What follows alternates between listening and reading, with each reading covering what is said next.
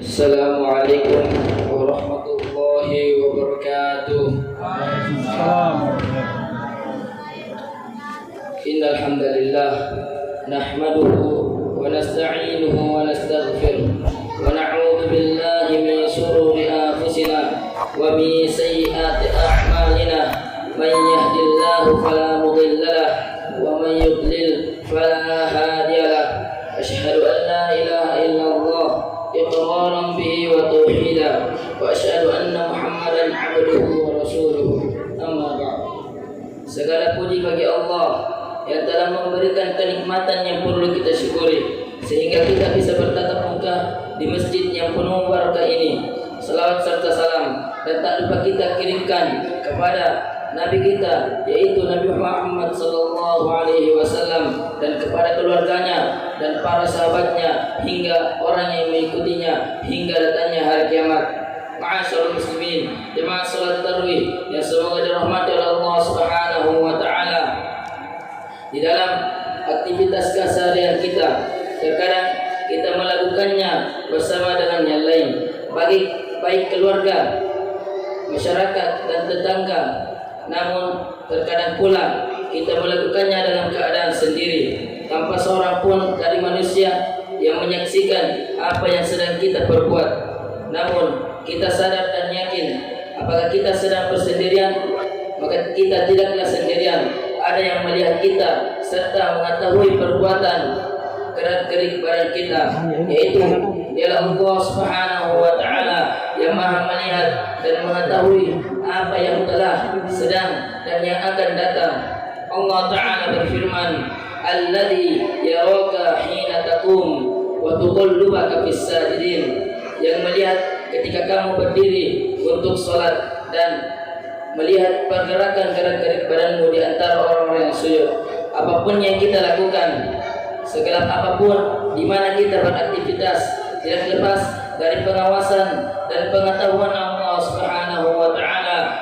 Allah taala berfirman, innallaha la yakhfa 'alaihi syai'un fil ardi wala fis sama. Sesungguhnya bagi Allah lah tidak ada satupun yang tersembunyi di bumi maupun di langit. Ma'asyiral muslimin, jemaah salat tarawih yang semoga dirahmati oleh Allah Subhanahu wa taala. Bahkan apa yang terbetik dalam hati kita tidak lepas dari pengawasan dan pengetahuan Allah Subhanahu wa taala.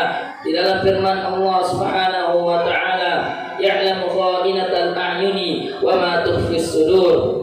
Dia yang mengetahui pandangan mata yang khianat dan apa yang disembunyikan oleh hati. Jika kita meyakini hal ini, maka seharusnya keyakinan ini akan menimbulkan rasa takut kita kepada Allah Subhanahu wa taala, sehingga hal tersebut akan menjauhkan kita dari perkara dosa dan kemaksiatan. Bagaimana mungkin seorang hamba akan berani melakukan dosa dan maksiat sementara dia meyakini bahwa Allah melihat perbuatannya? Ingatlah, ada hari setelah hari dunia dan ada kehidupan setelah kehidupan dunia, dan ada hari pertanggungjawaban atas setiap amalan yang kita lakukan, dan tidak ada satupun yang kita lakukan melainkan akan dipertanggungjawabkan di hadapan Allah Subhanahu wa taala. Dan jangan sebab itu perbuatan atau ucapan yang kita lakukan akan menjadi timbulnya penyesalan yang tiada akhirnya. Semua kembali kepada diri kita. Apakah kita ingin meraih kesuksesan dan kebahagiaan di kehidupan dunia dan di akhirat, atau hanya menceburkan diri kita ke dalam kebinasaan yang menyengsarakan di dunia dan di akhirat? Ingatlah sabda Rasulullah sallallahu alaihi wasallam yang artinya, ada seorang hamba yang mengucapkan sebuah kalimat yang mendatangkan ridha Allah Subhanahu wa taala, dan dia tidak menyadari bahwa hal itu menaikkan kedudukannya beberapa derajat. Dan ada seorang hamba yang mengucapkan sebuah kalimat yang mendatangkan murka Allah Subhanahu wa taala, dan dia tidak menyadari bahwa dirinya akan dilemparkan ke dalam api neraka.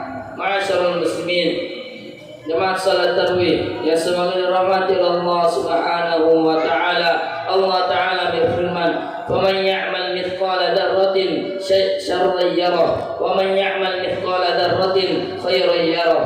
Dan barang siapa yang mengerjakan suatu kebaikan seberat biji zarah, maka niscaya dia akan melihat balasannya. Dan siapa yang melakukan kejelekan seberat biji zarah, maka dia akan melihat balasannya semua. Semoga Allah Ta'ala mengaruniakan kepada kita rasa takut kepada Allah Subhanahu wa Ta'ala untuk melakukan kemaksiatan dimanapun kita berada, karena sesungguhnya Allah Ta'ala melihat perbuatan kita.